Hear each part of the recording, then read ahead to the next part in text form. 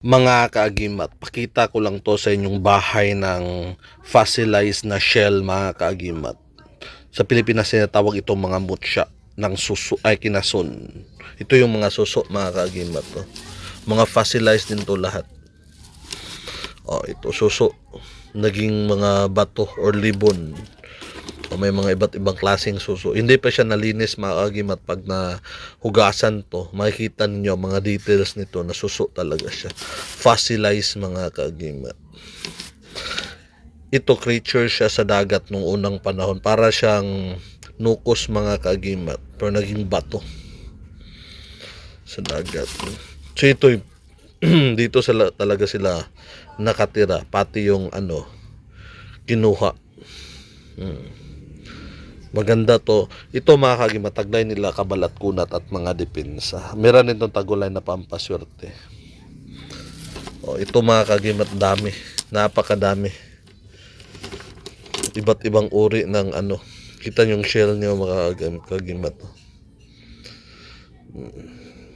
Maraming mga antingeros simula pa noong unang panahon. Ito yung dala nila sa gira. Hindi sila natablan. Okay. Mga ganito, mga kaagimat. Yung ibang mga antingeros gumagawa ng agimat, dinurog nila mga ganito. Yung nadurog, ilagay nila sa mga garapa katulad ng mga ganito. Nilalagay nila or sa bao. Lagay nila dito. O kahit yung hindi nadurog, nga ganyan, inalalagay nila. O naging malinis siya na hinawakan ko. Kita niya ang details, mga kaagimat. Meron ding nagdala ng mga ganito. Nagdala sila ng mga ganito, mga kaagimat. Hindi pinuputok ng baril.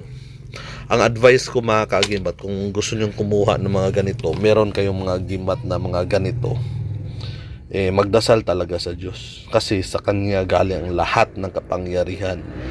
Kung hindi kayo magdasal sa Diyos, mga kaagimat, ang gagabay niyan, mga engkanto, mga maligno, masamang spirito. Yung iba, merong gabay na mga demonyo. So, advice ko, pero aandar pa rin sila, yung espiritu tutulong, magpapaandar, gagabay sa iyo. Pero advice ko, sa Diyos lang tayo. Huwag na tayong pumunta sa iba pang mga espiritu.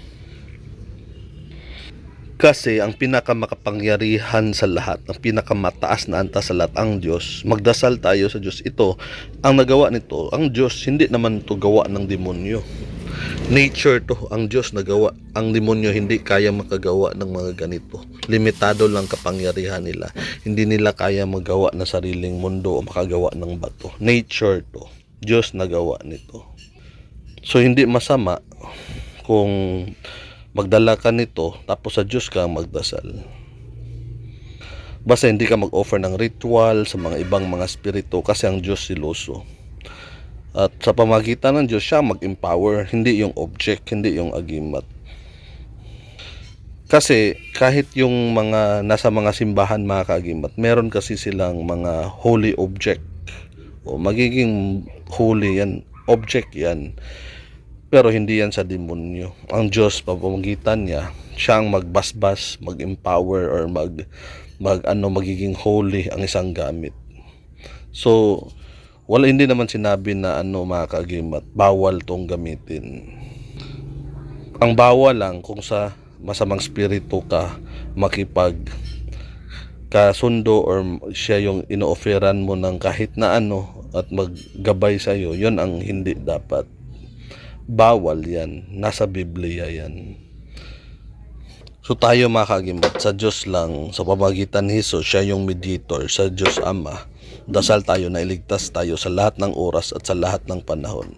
At kung magdala ka nito, hingin mo na sa Kanya na i-guide ka sa tamang landas. Hindi ka magdasal sa bato, hindi, sa Diyos lang. Pero mo lang itong depensa kasi meron nitong energy. Pero ang mag-empower, doon ka magdasal sa Diyos. Yung ibang tao kasi sa engkanto, sa demonyo sila, channel. Hindi yun tama. Yun ang mali.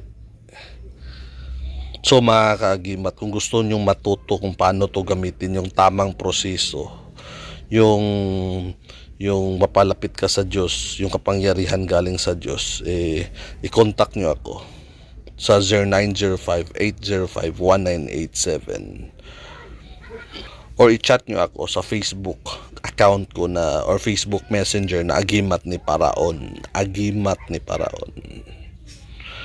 So mga kaagimat, sa mundo ng hiwaga at kababalaghan, ako ang iyong kaagimat na si Paraon. Marami pong salamat sa inyong panunood.